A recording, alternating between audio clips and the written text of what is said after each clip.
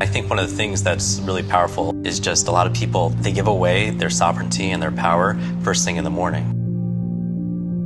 The first thing in the morning, they'll pick up their phone and they'll check everything, because there's the way it's set up, right? They're getting their dopamine fixes and it's just really rewiring their brain. So it's training them just to be distracted all the time. What's your morning routine look like? How does one avoid falling into the trap of reaching right for the cell phone and letting the world dictate? Okay, so I like really managing my first hour of the day and the last hour of the day, because that's where I could control. Like sometimes when I go to the office, things are going to hit you and such like that.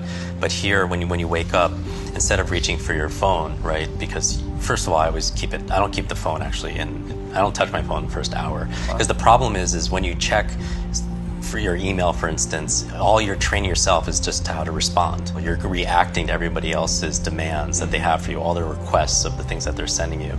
And so that's something that I don't want to train my brain to do. I meditate 20 minutes in the morning. I have a full glass of water. I plan my day. I just write down 3 business things that I want to be able to focus on, and then 3 personal things. Then that's a win for me. I don't have to go through a checklist of 200 things. If I just do these 3 things, it's a win for me.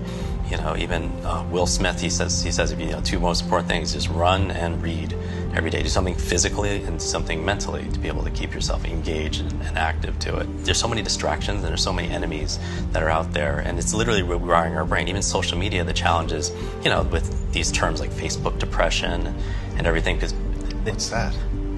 This is social media depression, because whereas everyone's looking at their feed and they're comparing their lives to other people, their highlights of other people's lives. Wow. And there's actually less life satisfaction, more sadness, depression, and stuff like that, because everyone is comparing themselves to other people. And it's a challenge, but more and more time is spent there. But these devices are created to literally jolt you with dopamine, give you these fixes.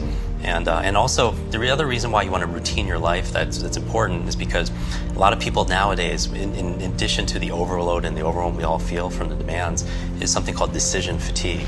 And decision fatigue is saying that, latest research is saying that you can only make a set amount of good decisions a day. And then after that, you can't.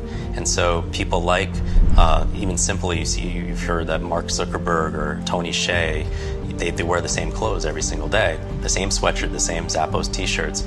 And you ask them, not the same, they have their whole wardrobe, 20 of them.